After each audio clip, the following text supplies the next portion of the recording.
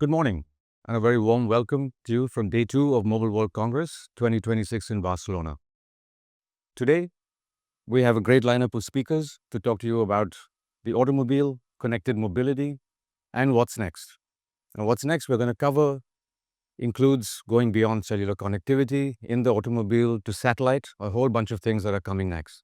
So, without further ado, let me introduce the great panel of speakers and experts that we have here, starting with our host for today, Mr. Suman Serra, who's a VP for Connectivity from Harman International. We have Mr. Vivek Khanna, who's a VP from Qualcomm Technologies, Mr. Georg Schmidt, who's a 5G and V2X vehicle expert from BMW, and Mr. Damien Lewis, who's a Market Development Director from Viasat. Morning, gentlemen. So, Suman, let me start with you with the first round.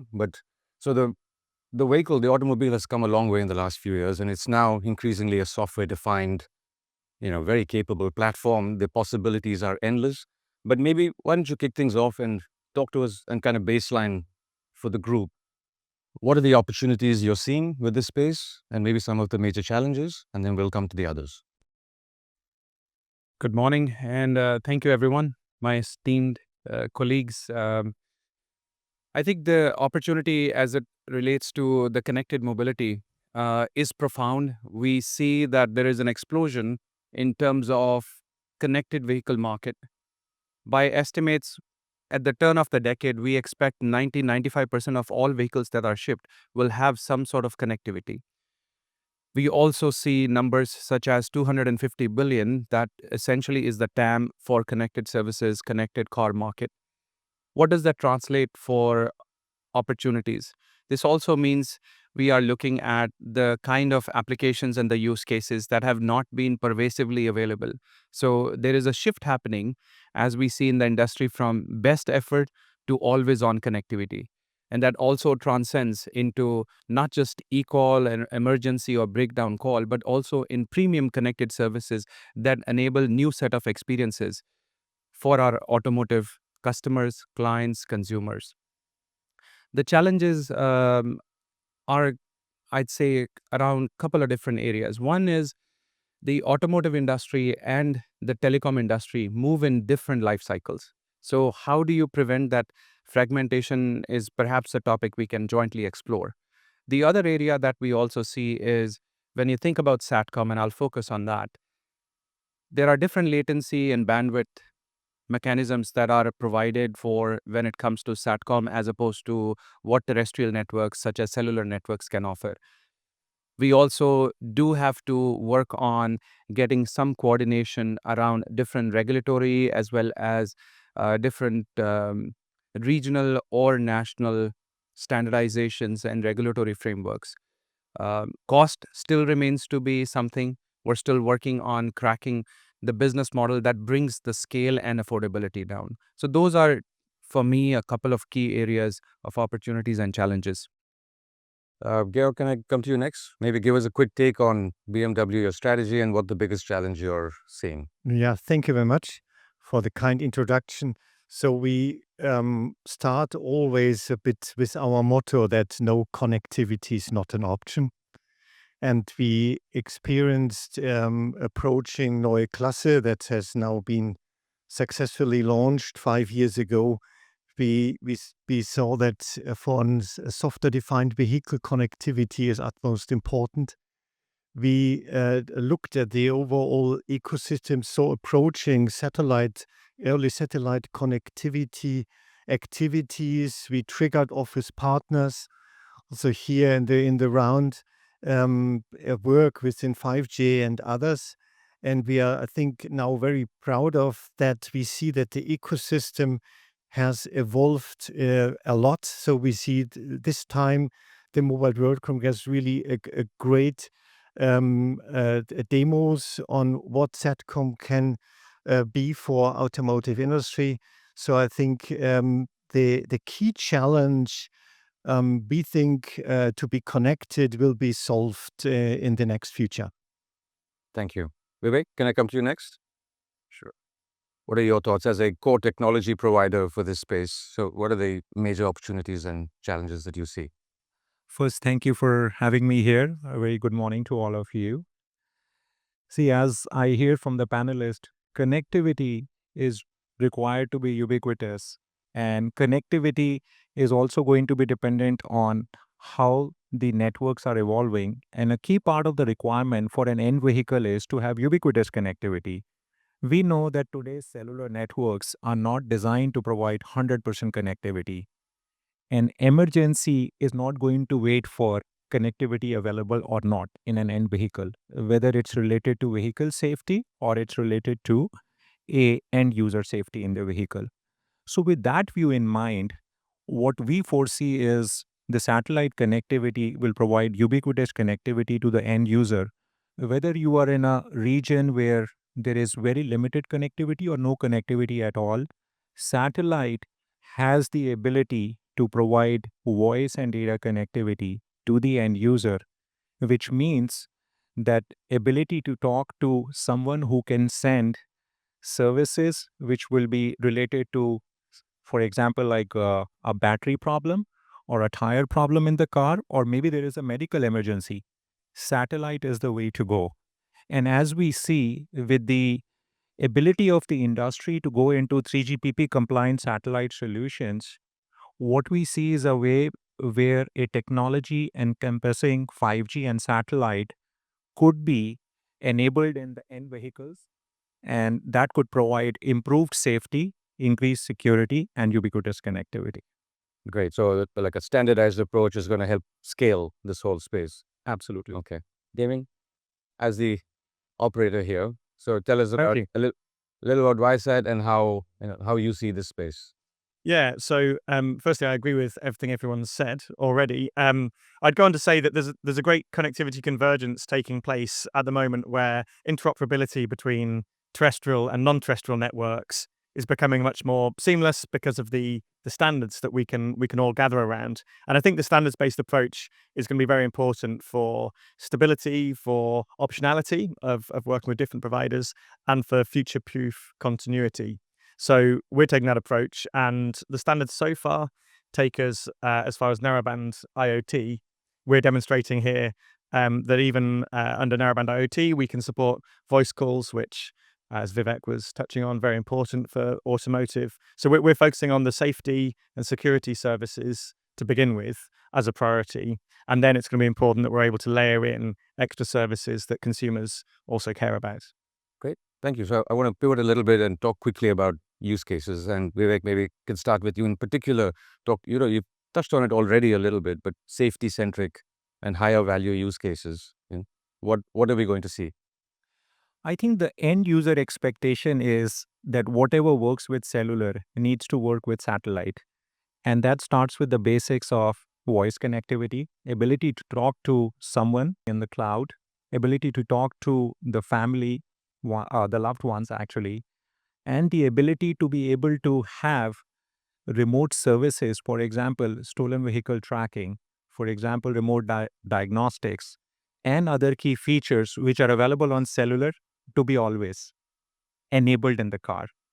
That is where we see most of the traction from our perspective. Okay. Suman, you want to add anything to that?